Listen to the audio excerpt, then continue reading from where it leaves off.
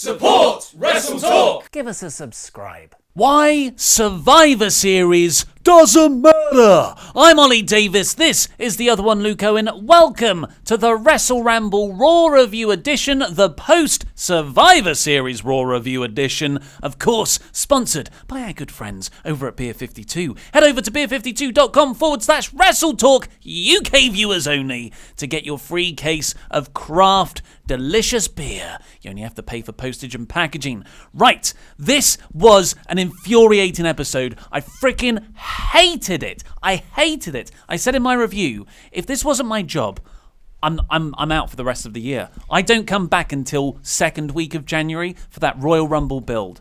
I hated it, and one of the there are many reasons. There are at least 4 huge reasons why I hated this show.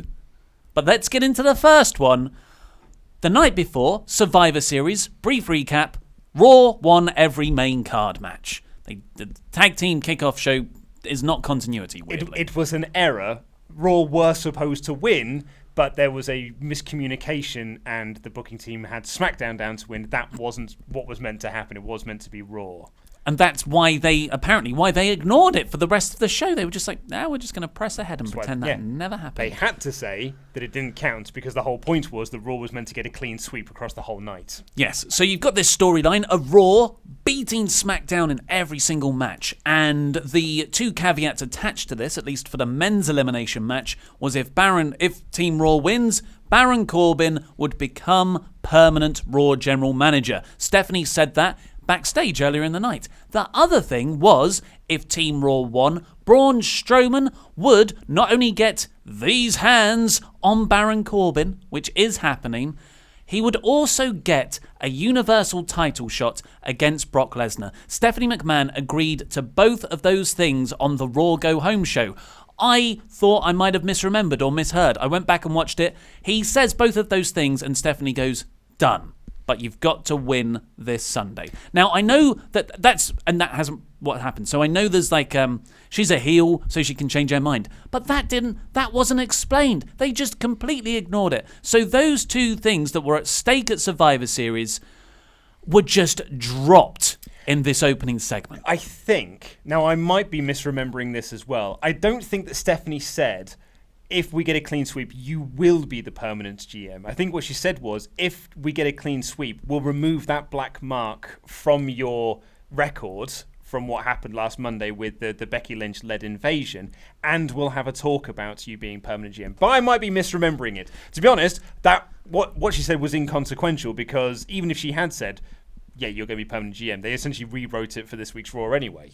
Yeah, so it just makes Survivor Series completely pointless, and that a pointless where you buried SmackDown. So there was nothing. And okay, you're gonna have Raw have a clean sweep. Okay, you've made that decision. At least have something interesting spinning off the back of it. This was such a waste. So the opening segment, to get the disappointment gauge set right at 0, Baron Corbin comes out, he's gloating about the clean sweep, wasn't a clean sweep. And then he's like, here's the mastermind behind it, Stephanie McMahon. She comes down, she says, SmackDown didn't beat us once.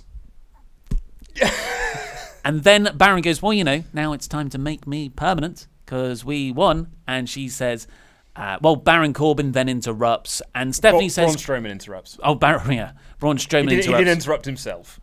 And Stephanie says, Corbin will become permanent if you beat Braun Strowman at TLC. And Strowman's like, the match stipulation... So that's the match stipulation. Did he say it's going to be a TLC match? Well, no, he said, I also get to pick the stipulation. And then Stephanie, I think, ad-libbed a line where she said, well, we're dealing with the lawyers on that one. I don't know if that's going to be the case. Because then he just announced it's going to be a TLC match. So either it is going to be a TLC match or Stephanie has to speak with lawyers. Yeah, it's... I don't really care about having lawyers and authority figure stuff. I like it.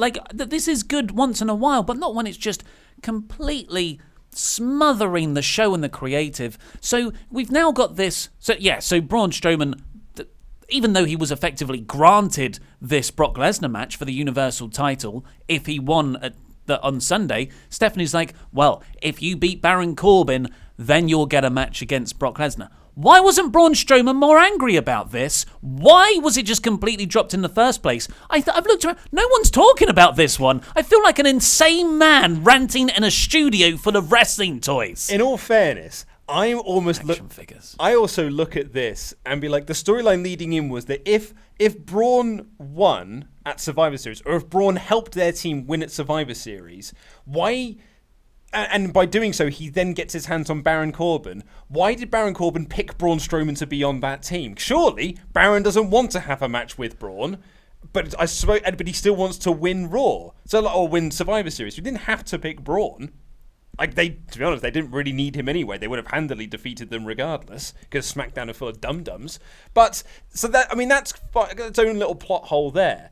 I wasn't as annoyed at the Brock thing, only because, and this is what I think WWE were banking on, I forgot that was a stipulation going into Survivor Series. I forgot that was a stipulation leading into our Survivor Series predictions, and that was just 2 days later. And we're a whole 7 days later. There's been 20 hours of WWE programming since then.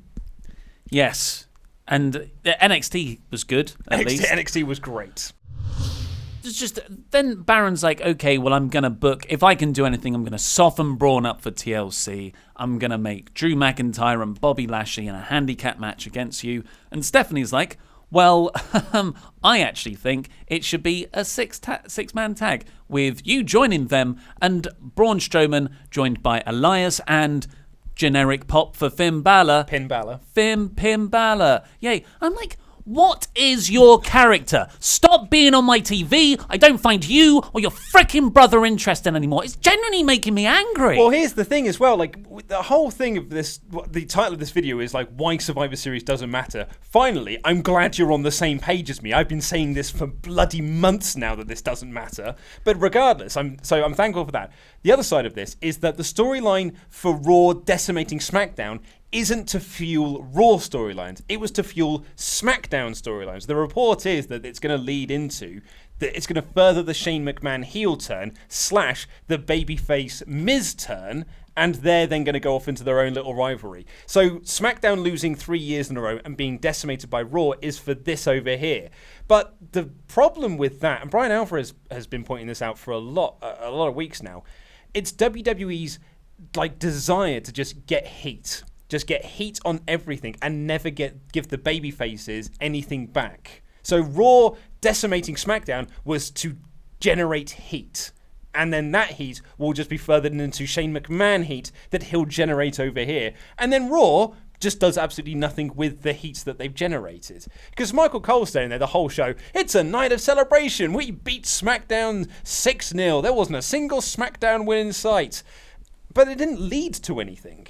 Absolutely did not lead to diddly squat. And AOP beating the Bar, what did that lead to? They bloody lost here. What did Nia Jax get by being the sole survivor? Nout. She just got a match with Sasha Banks. She'd have had that anyway because Raw's got a very small women's division. It just was an absolutely pointless exercise. I hate the Raw versus SmackDown nonsense we have to do every single year because 24 hours later, it's all just dropped. And no one cares about brand loyalty anymore. There's no one in the promos going Raw's great. I'm so glad to be part of Raw. And it just infuriates me. I'm not as angry. I just thought this show more or less just washed over me. I'm assuming you gave this a paw. Oh, a bore. Yeah, so the bottom. That's the bottom right? Is bore, yeah. Okay, I get them confused. They all sound so alike. That's the point. That's the gag. Yeah, it was just terrible. And it just... When things like this keep happening, I just ask myself, well, what's the point? What is the point of caring if WWE are just going to come back the next night and ignore the stuff that happened? Exactly. Or ignore the stakes that they set up? And further to Alvarez's point about the heels winning, that was my problem with Survivor Series, really. There's only so much heel I can take. And it's been about 2 months now. Yeah. And on this show, I was going, the heels largely stand tall, and I'm going through my review and I'm writing the bits. Lucha House Party won, Natalya won, Chad Gable and Bobby Roode won. They're all baby faces, but they all won in 3-minute matches. And they're all prelim. And they're all undercarders that I don't have any emotional investment in. Your Seth Rollinses, your Brauns, your Eliases, your Finn Balors. Just what's the point? the heel heat. I'm done with it now. And Loser House Party getting their win in a 3-on-2 handicap match. That's psychologically problematic. That came like an hour and a half into the show. Like, it might even be later than that. So we got like a good chunk of the show dedicated to heat, getting the heat, and there with no repercussions. And the show ended with more heel heat. Yeah, and just to have this as kind of the underlying note of depression from this, at least this part of Raw, is that our main event storyline for at least the next month is Braun Strowman versus Baron Corbin with the Drew McIntyre, Bobby Lashley backup stuff, I guess, and Stephanie McMahon just emasculating from above. That's the main thing for the next month. I'm so glad that Drew has been once again relegated into like a supporting role for someone else to get over. Like, no one's been into this Baron Braun thing. Absolutely not. This should be like Braun should have got his shot at Baron tonight. But Corbin gets made permanent Raw general manager. Braun comes out, well, I get my hands on you now. Beats the living crap out of him. Corbin is like plays up the injured GM, and Braun can feud with Drew until a Rumble match, I presume, with Lesnar. Well, the report is as well that so Strowman was essentially written off at the end of this show. They we'll get into it when we do the full review, but they did like the sort of beatdown angle on Braun. The report is that Braun is legit injured and he's going in for surgery. That's what I was just reading on WrestleTalk.com, a fantastic website. It's a great website. I mean, this is Dave Meltzer on Wrestling Observer Radio said that the injury will be on a bone spur, which is an extra piece of bone caused by inflammation. Oh, wow. So he's got bone growing out of his bone. Yeah. So that's a Batman villain. And according to Google, that sort of injury recovery time is expected to be 6 weeks or 3 months. So that could rule him out of TLC and the Rumble, which is where he's got his 2 next scheduled matches. He's got Baron Corbin at TLC, and if he wins that, he gets Lesnar at the Rumble. So we could be without Raw's only top babyface on the brand. Again. Well, and I'll probably have to turn Drew face. And it's not an exciting proposition for the rest of 2018 on Monday nights. Just do another turn, mate. We've done about 25,000 this year already. What's one more going to hurt? I don't know. Maybe you could have Strowman just never take a bump in the Corbin match.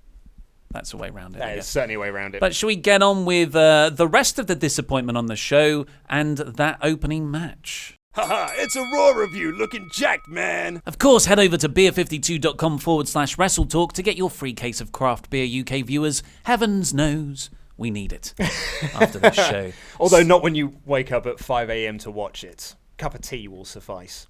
Nope, I think straight to the stiff stuff. Yeah? Yeah, like a Japanese match. Well, I don't have a lot of milk in my tea, so it does feel a bit... It's much stronger. We got a badass over here. Braun Strowman, Finn Balor, and Elias taking on Baron Corbin, Drew McIntyre, and Bobby Lashley in an elimination match. It turned out to be. Which is about 6 hours long, and 5 hours 45 of that were everyone working over Finn Balor, because heel heat...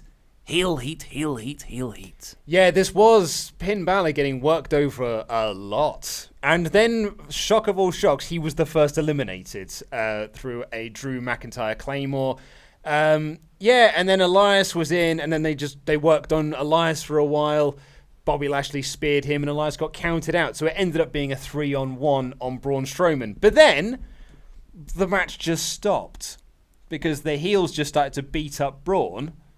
And then that was it. And then the match just ended. Well, no, Braun started to come back, but Drew came in with a chair and very lightly dinked him with a chair. Yes. But that was a DQ, right? So Drew is eliminated by being DQ'd. Like, the match isn't over. That's correct. There's 2 more people. It's elimination. That's very correct. I was like, why is the match just stopped? Because the ref, like, they even did the ding, ding, ding, that match is over. And I was like, why? There's more eliminations to be had yet. Yeah. That's a very good point.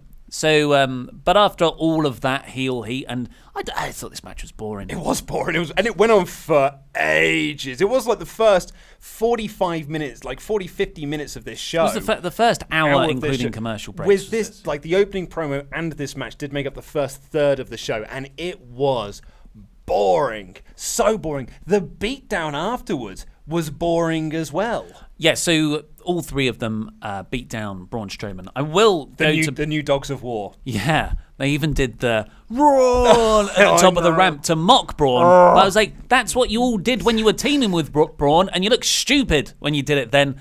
But I will go to bat here for Braun Strowman's selling of this. The big spot was they put Braun's arm in the steel steps, like resting on one of the steps, and they got the top part of the steel steps, and Baron threw it down so safe, I presume, because all the brunt is taken by the corners of the steps, and your arm's nice and protected inside the gap. But it looked great. Braun is just rolling around, can't get up. He keeps trying to stand up and falls over. He's screaming. There was a cut as well, just randomly on his arm, maybe from that dink of a chair shot from Drew.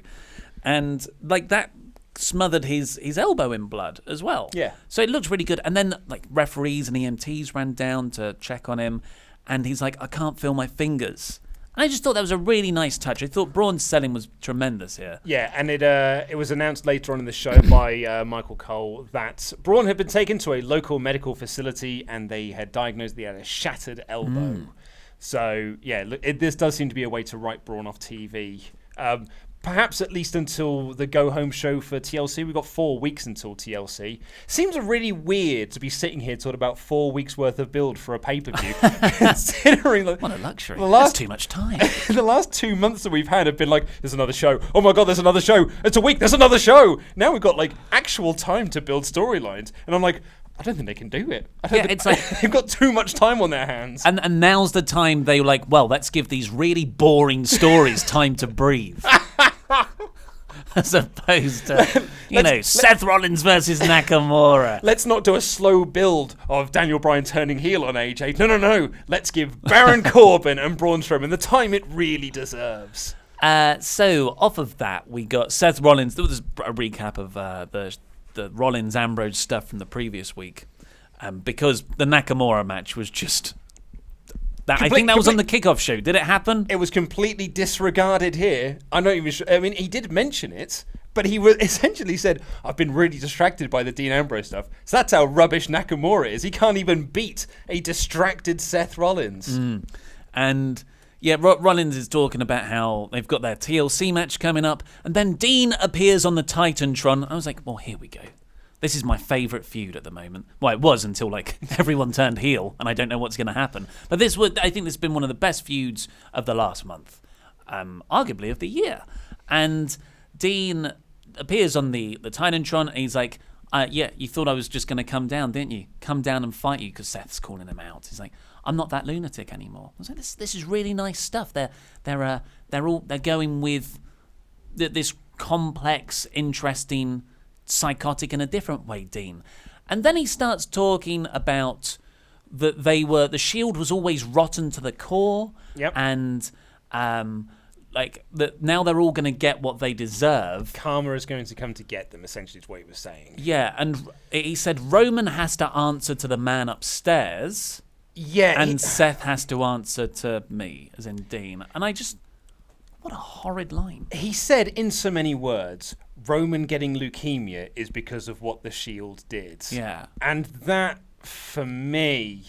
I mean, I know we've been kind of sort of towing the line as to whether this feud has been built around Roman getting leukemia, but I thought this was too much. This was one step too far in terms of exploiting a real-life tragedy. It's the...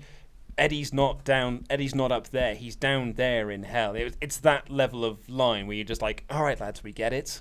Like we can move on from this now. Let's just let this real world thing happen, and we can go back into this, this fake world of professional wrestling. I thought it was one step too far. Yeah, it sat badly with me, and I've been thinking about it. I think it's big, not because I'm not offended by anything really. No, I'm not offended by it.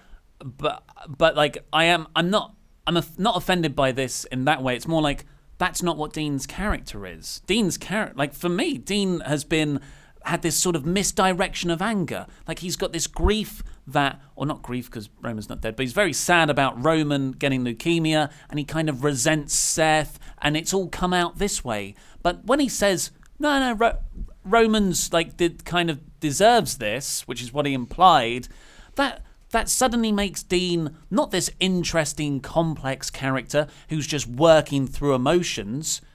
He is just a generic heel who scrapes the bottom of the barrel for insults. And I love scraping the bottom of the barrel. It's what we do here. Yeah, but this was just what was worse is that it was just, what was it for? Like the crowd just went, ooh. Yeah, and then it was just a line in the middle of a promo. And then later on, he further delved into this generic heel nonsense by just starting to cut promos on the city that we're in. You people. He said those words. Yeah, you people, and this town smells. It's full of smelly people. This is a personal blood feud between you and Seth. Why are we in it? I didn't understand that at all. And that's not us going like, oh, we're offended because we smell, and you said you people. No, I'm offended because it's a crap story that you're going with here. And this was all the promise and potential that this excellent idea had. You've just scuppered it. Yeah, and it was really weird as well because Seth's talking about this WWE Chronicle show that they've got on the network, which is like talking about Dean Ambrose's real life injury there. And apparently in that show, Dean's talking about how he loves WWE and he loves wrestling and he loves the world of professional wrestling and everyone. And Seth's talking about I've never heard Dean say the word love. I learned more about him from that video than I did from from hanging out with him. And I'm like, okay, is that real? Is that kayfabe? Is this kayfabe? This is what annoys me with some of these WWE documentaries they do.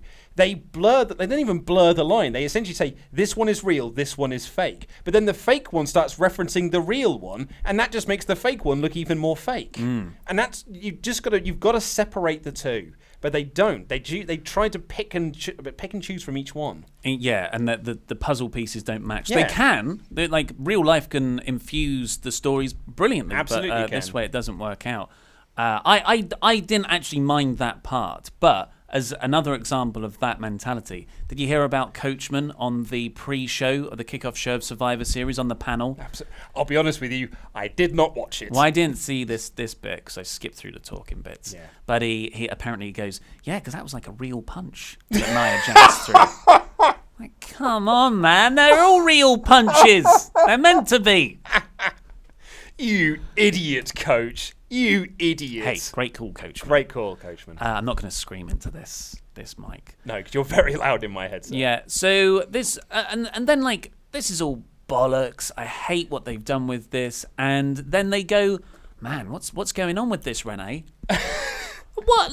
You're just raising more questions now. I preferred it when you never referenced Renee and Dean together. I know, right? Because it's what happens? Yeah, well, they go home and chat. And this is the second or third week they've done this now, and Renee has said the same thing every time, which is, I don't know. Next week she may as well say, will you stop asking me? I've given you the same answer 4 weeks in a row. Are they going to turn Renee heel as well? I don't mind that. Someone said on Reddit, when Dean walks off at the end of the show, he should have just been like, come on. And she gets up and leaves with him. I don't know where you would leave that. I just thought that was a cool visual. Yeah.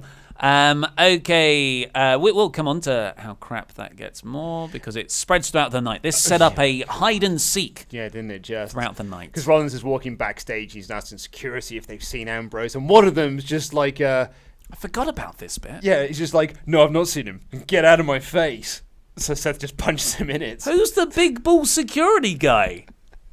It's the Intercontinental Champion, man. Show some respect. Yeah. Does he just... I like that shot. So Seth's walking around backstage. There's some guards. They mouth off to him. I'm like, what were they guarding? It's just some pipes behind them. They're just generic security. They're just to stand backstage. Guard this area. Don't want to lose these giant copper pipes behind us and bits of rigging. There's part of the stage that's got to go into those crates back there. Got to make sure them crates are fine. These enormous pieces of metal are very easy to just walk away with. So we're going to be on here, two of us, Two of us. You know what? Sometimes when there aren't security around, Braun Strowman gets a hook like he's Legend of Zelda and starts bringing down stages. So maybe they've just put more security backstage since the Royal Rumble. Or Becky Lynch leading an invasion. Yep. I hated it. And then we were all hopeful. This promo package played in Survivor Series, a dual brand pay-per-view. And we were like, well, looks like Lars Sullivan, what you presume is going to SmackDown. Yeah. Because SmackDown could do with a big monster guy that hasn't been systematically beaten over a year like Samoa Joe. Nope, they played the Lars Sullivan call-up video package on Raw, which to me implies he's going to Raw. I cannot wait for weeks of squash matches until you get to a point where he's got to face real competition, then he'll beat Tyler Breeze, and then you're like, well, I suppose now we've got to put him in a title match. And now we're just going to have to beat him, I guess, because I don't want him to win yet. Because that is what happens with every single one of these giant people that they put on TV. Braun, that never happened to... Oh, no, he lost to Kalisto in that stupid... But let's not even get That's into that. what you end up getting to, because they bloody love these big, meaty blokes.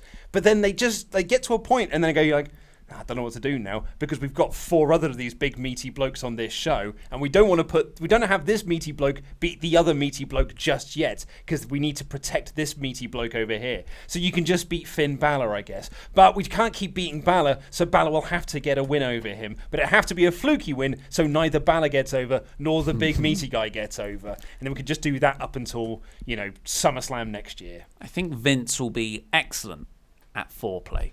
Just foreplay, massaging, because that's what that is, squash matches. But when it gets down to it, I don't like the look of that. I'm bored now. Yeah, it's gone on for too long. Or it just, maybe pops too early.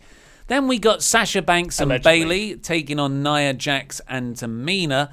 The story here, I guess it kind of spun out the women's elimination match, was because Nia Jax turned on Banks in that and got her eliminated.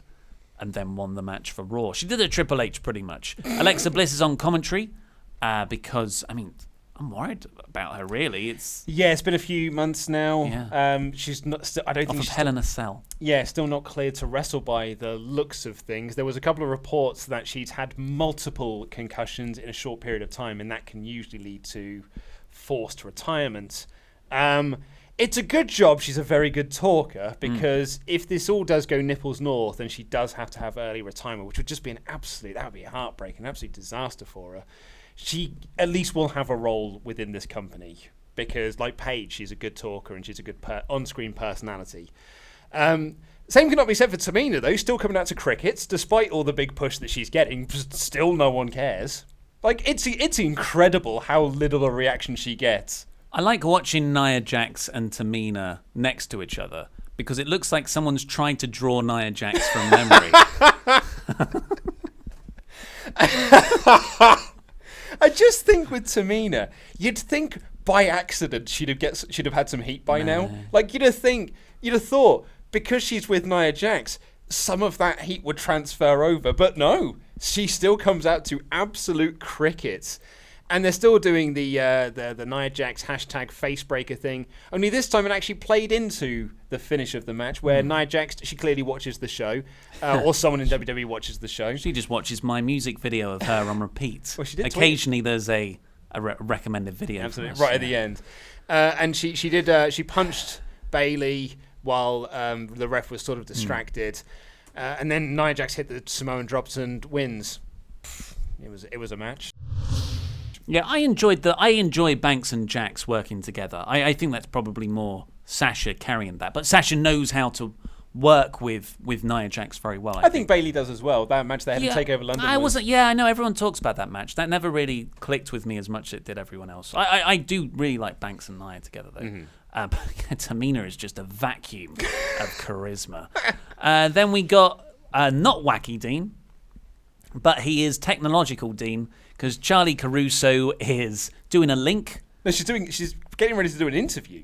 Oh, was she about to? She was I literally. thought she was like, No, she was like, well, Raw's amazing because we won at Survivor Series, and my guest at this time, and I think she was going to interview Baron Corbin, but then Dean appears up on the TV screen behind her, and Dean says, just quickly put an HDMI cable in there, rolled it back. Skype call. Yeah, so threatening when you think of the logistics of this. He put a call in. Maybe he had Solomon Crow helping him, getting in touch with him. Sammy. Poor old Sammy. And then he says that I'm where the Shield used to call home. A stairwell. Yeah. A stairwell, apparently. Something like they lived in a stairwell. Well, I guess they did their promos. They used to do their promos in those sorts of areas. I'm going to say this now because It's quite a vague, nondescript. Well, Seth knew. Because He did know, Seth knew exactly where to go because he headed straight for it and he found this stairwell and then he turned around and Dean had written "burn it down" on the door. Ooh. And then Seth was like, oh, he's playing games with me. So I'll say this now because I might forget it later on. You're not as au fait with EWR as I may have been. I equate EWR, which for those who don't know, was a database wrestling management game. You essentially book shows and pay-per-views. You run companies and book matches and hire stars and this, that, and the other. I equate it to one of the reasons I didn't do that well at university. Aside from the fact that I'm as thick as pig poop, I also spent a lot of my lecturing time playing EWR and writing out storylines for the wrestlers to do. I spent many hours on there. But there's a gimmick within EWR that if you feature a star on a show too much, the ratings or the score you get for those segments go down because it will tell you in the notes the crowd got bored of seeing this person too much on the show. I had that with Seth Rollins and Dean Ambrose on this show. It felt like half the crew were here because these two got so much TV time and all it was Seth walking to locations or Dean being in the same location cutting a promo. And then they came out for the end. I was like, I'm sick of seeing these two now. Yeah. There was even it was like such a rubbish imitation of a horror movie. There was the spray paint. There's a bit later where Seth's talking to someone. Maybe it's Charlie. Maybe it was Dasher. Who knows? And Dean walks by in the background. Oh, I missed in like that. the signs. There's the alien walking through the barbecue shot. But it turned out to be the Jolly Green Giant at the end. Yeah, no, it's they're afraid of woods yeah. and water. Water. A stupid ending to that film. Hey. War of the Worlds ends because they get the flu. That makes sense. Like that's a nice ironic twist ending. These are aliens that invaded a planet that's 2/3 water and they're allergic to water. Hey, they should have seen it coming. Yeah. Well, that was our blessing. Otherwise, we would be enslaved by the Jolly Green Giant. Jolly Green Giant. Yeah. So yes, that was that installment of a long and quite boring through thread of the show. But enough of boring stuff. Why don't we have some terrible, terrible backstage segments? Of all the things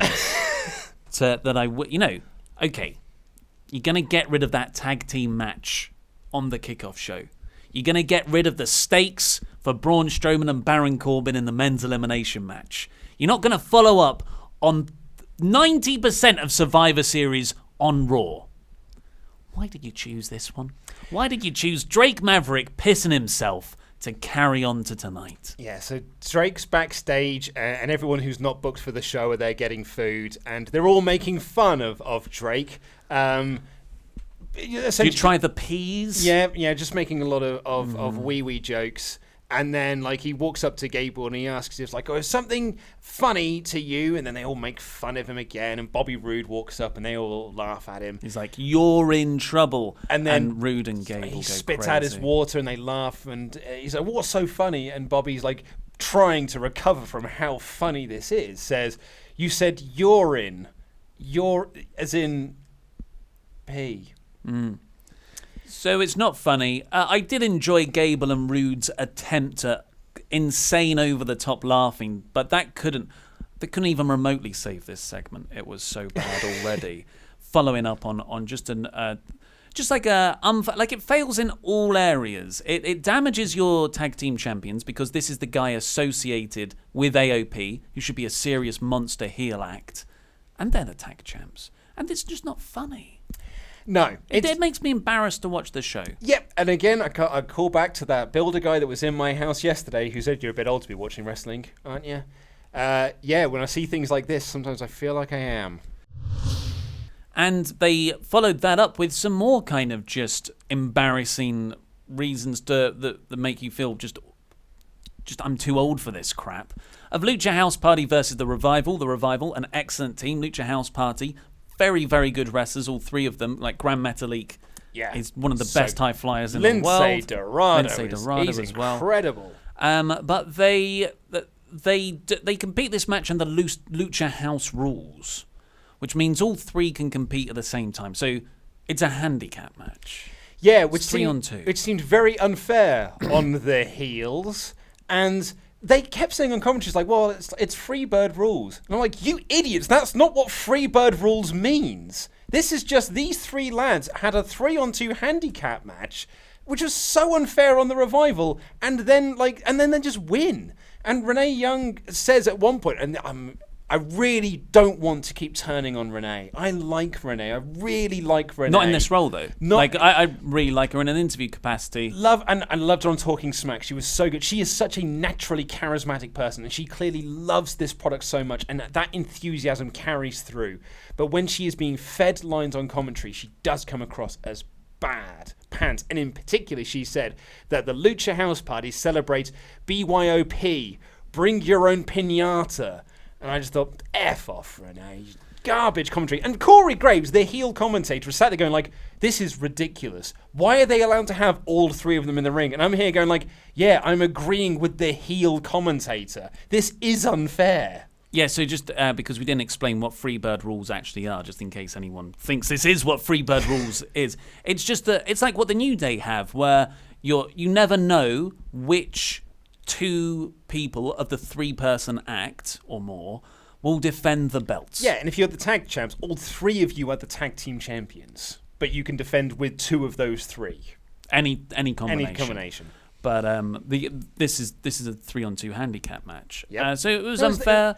It was over in 2 minutes, and the whole stuff with the piñata, like Gran Metalik, so you've got a 1-person advantage, and you kind of have to use this piñata as a distraction. Gran Metalik gets up on the rope with it, and I'm just like, this is like, I said it in the review, like, I don't care about identity politics. I'm quite fine with stereotypes. But like, this is just dumb. It's like Drake Maverick pissing himself. It's just dumb. It's as bad as the Mexicals coming down on lawnmowers. Yeah.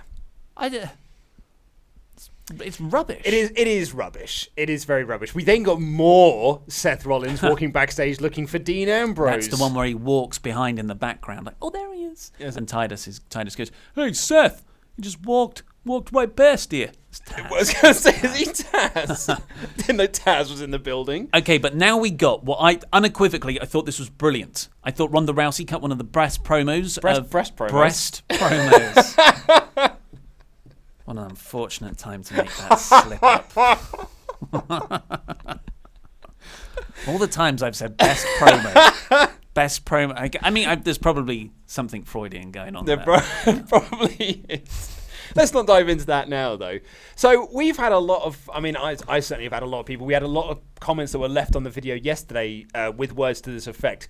You idiots. People were cheering Charlotte and booing Rousey because Charlotte was channeling Becky in that match. Well, apparently not, because Ronda Rousey was cheered when she came out here to announce she came out to a great reaction. Yeah, there's probably something in that, but I think... I don't think that's the story they were telling at all.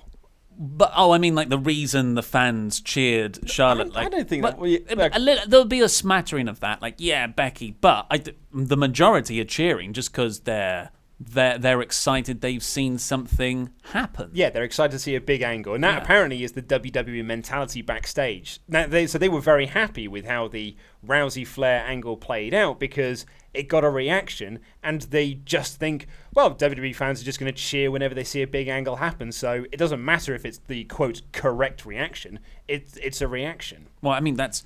WWE have been taught that, unfortunately, through the John Cena years, where half the crowd boo him, but they still make loads of money, so they're just like, okay, so crowd reactions don't really matter. And that's taught us that crowd reactions don't really matter. Yeah. So although we can blame the crowd, it's really a symptom of 10 years of WWE saying everything we do doesn't matter. So just cheer when you see something that looks like news. Yes.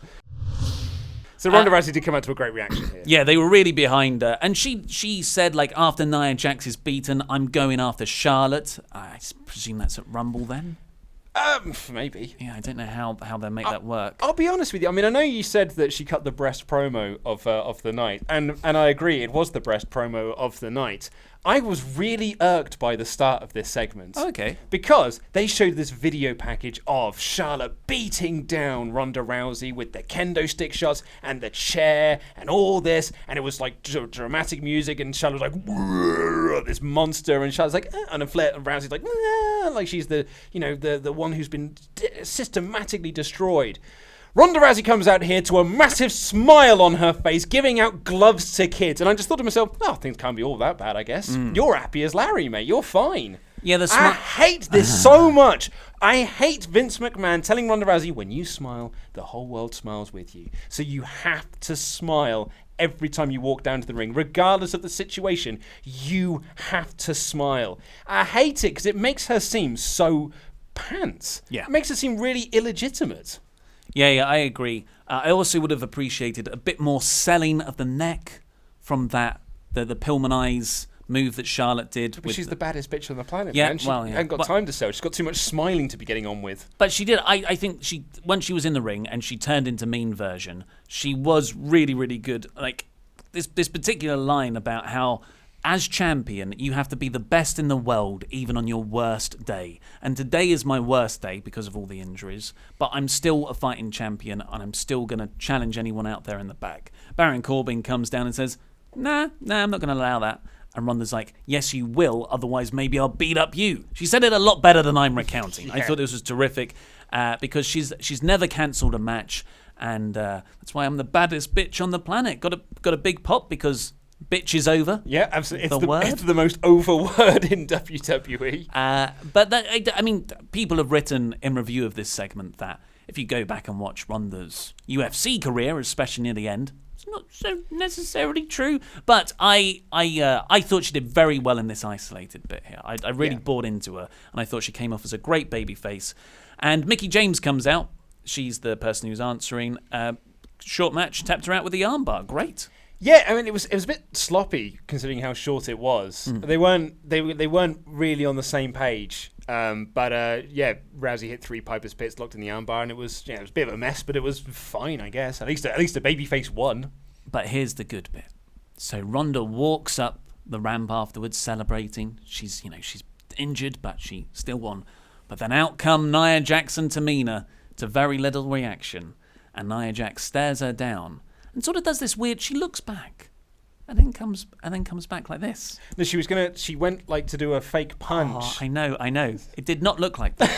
It looked like I'm gonna get a microphone. Here's my microphone. So this and this fake punch thing, I'm holding my fist because I am the face breaker. My fist. Sorry, my voice broke there a little bit. But it just looked like, because where it was, it looked like she wasn't holding a microphone. I get what they were going for. Yeah. But to me, it looked very stupid. I don't know how maybe just like down a bit lower, maybe turned. Yeah, I mean, the way it was like that. You'd think of all people, Nia Jax knows what it's like to throw a real punch, as Coachman called it. Well, maybe it wasn't intentional. Maybe. On that, by the way, because a lot of people, again, went against me on the Saturday Ramble when I said I would prefer to say this was an accidental punch. Like, to say it was intentional, I think to follow that argument through means you think Nia Jax intentionally knocked out. Have you not heard the rumours, like the conspiracy theories, that Vince told Nia to punch Becky Lynch in the face, and then the medical staff told her that she couldn't wrestle? It's all a big conspiracy because they don't want Becky Lynch to be as over as she is. Yeah, I mean, well, that'd be... I don't think that's the case, but hey, conspiracy theories, 1 in a billion, turns out to be right. So, yeah, to follow that argument through, it's intentional, okay? That means Nia Jax... So, yeah, is Nia Jax bad at wrestling, or is she did she intentionally try and knock someone out? Out of those two, I'm always going to give the benefit of the doubt. And I think more people are stupid in the world than they are evil. So that's my... I think the final... We should really move on from talking about this because we seem to bring it up on every episode. The final thing I will say on this is that I think that Becky went in hard with her attacks, which you can see in the replay. Nia turned round and didn't respond in kind, but were just like, okay, so we're laying this in. And she laid it in. It was... in a heat of the moment, it was a very, very stiff punch. In the same way that in the heat of the moment, Becky's attacks were stiffer than perhaps normal. Yep. It was an unfortunate circumstance. But she is now #potato thrower. That's why I've dubbed her. You avoided saying accident there. Incident. Then we got the announcement that Survivor Series 2019 will be in Chicago. Yeah. CM Punk return confirmed. Well, I'm just worried for Johnny Gargano. Bad things happen to him at takeovers in Chicago. He might be a face again by that point. So that's a great wrestling city.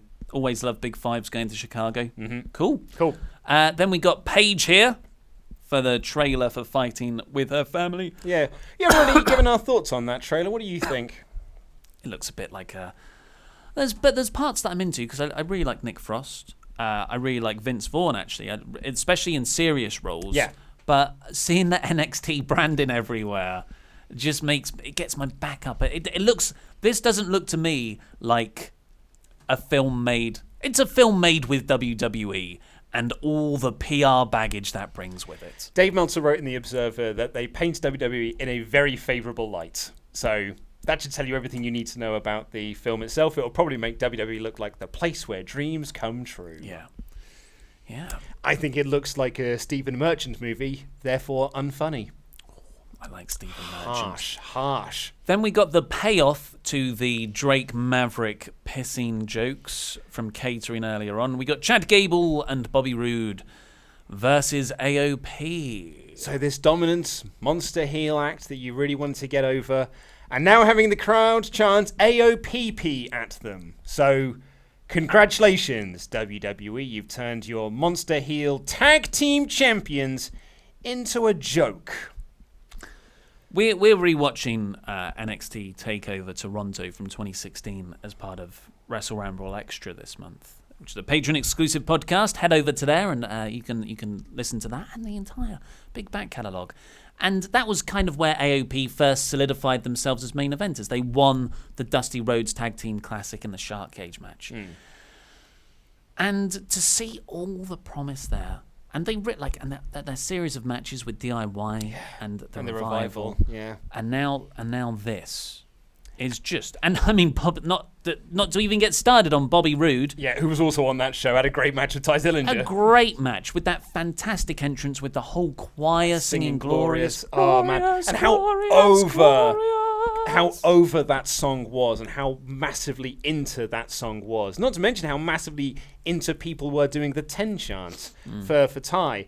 And it's a real shame as well, because when this match, like when it was just the wrestling, I really enjoy watching AOP wrestle. I really do enjoy them, and they have such incredible presence, and they have these really cool looking moves. But now the crowd are chanting AOPP at them because you think that pissing your pants is funnier than getting them over as a monster heel act. Damaging this is. Yeah, I mean, I blame WWE really 100% for setting that up. It's not the crowd's fault that they chanted that. It's absolutely not the crowd. The company have told you not to take them seriously. I think the crowd are blameless in this part, but unfortunately, them chanting that will only make this happen more. Yeah, it will catch on, and then it will just happen more. And the commentators made reference to it as well. So clearly, it was something that backstage they very much enjoyed and wanted to become a thing. It was actually a decent tag team stuff for the few minutes that this match went. Totally. And I like the finish of Chad doing a moonsault, but then he rolled up, like, I can't remember which AOP member it was, but they dodged it, and Chad just turned it into a sunset flip or like a roll-up pin. So, like, that's a cool finish, and then they run out there, but not right now. Not now. Right, set them up as future number one contenders. So again, I mean, aside from the fact that it wasn't canon, the Revival being the last team on Raw earned nothing out of that, and the team captains who got themselves eliminated get a title shot out of it, I guess. Because Survivor Series doesn't matter. Then we got Dean Ambrose backstage, and this, so initially there was, of course, that Roman Reigns bit, which left a bad taste in the mouth, and the sort of change of his character from interesting, complex, grief-stricken heel to generic heel. And then it was just overdone, the amount of backstage segments of Seth looking for Dean and Dean getting away before Seth got there. But this was the penultimate one of these segments, and it really was the one that put the final nail in the coffin, where Ambrose is backstage, and I mean, his performances are always very good, but the material he's been given is crap. Yeah. It stinks, one might say, because he says, there's a smell in here. Oh, what is that smell? Is it Seth's fear? Is it LA? No. And then he says, oh no, it's you people. So he's turning it on. It's just that I don't know why the fans have to be involved in these feuds. It's like when Becky Lynch says, you made me turn. I'm hoping that Charlotte does that promo on Tuesday, because that one will at least make sense. Because the crowd did turn on her. She will actually have justification for saying those words. Yeah, it'll be the only one where they don't do it then. Seth leaves the arena with his bag, saying, well, I've got a flight to catch. Or does he? Then we got Natalya versus Ruby Riott. The main event of the show. Technically, yeah. The third women's match on the show. I think the women's division is so much better than the men's at the moment. 100% agree on with Raw, you. at least. Oh yeah, it's not the case on SmackDown. Despite the fact that Becky's like the best thing in WWE, she has no contenders. It's a shame that all the women aren't on one show, because really it's only Ronda Rousey that I'm into on Raw, and Charlotte and Becky I'm very into on SmackDown, but I'm not into Becky and Charlotte together, so I kind of want them both to feud as a three, but they're split across. But yeah, so it was nice to see a third women's match. It feels definitely more representative of the makeup of the roster. Yeah. But I thought this was boring. Well, yeah, I mean, I'm guessing this is the end of the Natalya Ruby Riott feud, because Natalya got her revenge on Ruby Riott. She got her babyface vengeance by beating her, despite the fact she was essentially at a 3-on-1 disadvantage, and there was so much Riott Squad interference, and she just beat the leader of the Riott Squad. Why not have her beat Liv Morgan? And then have her beat Sarah Logan and work her way through the Riott Squad in order to get to Ruby Riott. But I guess they just don't want to play this up as a storyline, unless, of course, this is the new WWE method, which the babyface gets the win, and that starts the feud. Yeah, I think that's what it is, because when they do a roll-up win over a heel, I think in their minds they want to build to that definitive win. So to me, I think it will be the exact same stuff for at least the next month. I don't care. I do not care. And the main event segment was the final part of this whole Dean-Seth sex chase. And then Dean comes down to the ring thinking Seth's gone home, and he's got like a hanky over his nose for the smell. And just... it smells like phony LA garbage. Which is a good line, but not for him. Giant steaming pile of LA garbage. Says they would all betray their friends for money. I just think, this isn't your character. This is like this is such a one-dimensional version of what you were just a week ago. But then Seth appears on the Titantron, sprinting through the arena. And Dean stood in the ring like an idiot for ages. Oh, I quite like Dean's performance here, because But Dean's whole thing he's been doing in the show is he's been running away from Seth. The only reason he came out to do the segment is because he thought Seth had left. So when Seth shows up, he stands in the ring and goes like, okay, I'll fight you now. Well, then why were you running away the whole show? Mind games. And now at the end of... I swore at your mind games there. I didn't mind that. He's getting under... Because you can tell the story that at the start of the show, it was Seth calling Dean out. And then Dean was like, no, you got to chase me. But now Dean is in the ring, found me. And it's Seth that's coming out to answer Dean. So actually those power dynamics work quite well. The worst game of tag ever, Yeah. apart from that movie Tag, which is diabolically awful. I watched that over the weekend. But I thought Dean, the way he sold this, like, you're here. Okay, you're running to get me. That's exactly it. Okay, cool, I guess. But, I'm going to kick your ass anyway. I thought it was cool. Seth brawls with Dean, ... dives, and they go through the crowd a bit. But once they're back in, low blow. It's the move of the moment in WWE. so protected. Daniel Bryan, Shinsuke Nakamura, now Dean. I'm just like, I love finishes like this. I'm a huge Brass Knucks fan from the William Regal days, like low blows, ref distractions. Like I almost wish WWE did that more. But when they do, it's just that they only do one of those things. Oh yeah, more. they have a certain finish that they like to do. They get fixated on that finish. It used to be the Titantron distraction. That used to be the finish of a lot of matches. But yeah, and then so it kicked him in the nards and then hit the Dirty Deeds and then left. And then he got back in the ring, hit the Dirty Deeds once again while the crowd chanted one more time because the crowd have to react to angles as opposed to the actual content of those angles. Yeah, and because WWE have slowly undermined the emotional realism of this feud, the crowd are kind of, they take a step back and see this all as predetermined nonsense, so they're just going to have a laugh. It's not the crowd's fault. This is WWE's fault for making completely tosh programming. It's intellectually insulting. I hated this episode, and it sets us up for an awful 6 weeks. 4 weeks.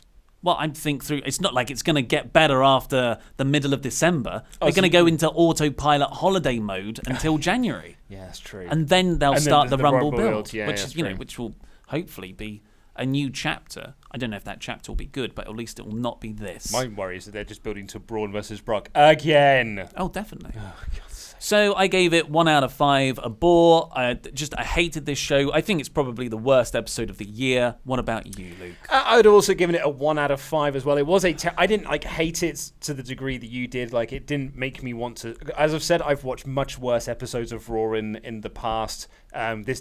It was bad, and it was very, very bad. There was nothing redeeming on this show in my eyes. No, the Ronda stuff. But even the Ronda stuff was tainted yeah. by her coming out smiling despite the fact that she was brutally beaten the night before, which I absolutely hate so much. So it was a bad show. 1 out of 5, dreadful. Do better, WWE. So after that, you probably need a stiff drink.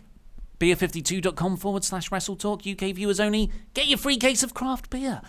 And click the videos that have just appeared on our laps to catch up with the latest WrestleTalk videos, and this button, which will subscribe you to the podcast version where me and Luke just talk about life, and it's totally free. I've been Ollie Davis, this has been Luke Owen, and that was Rambling.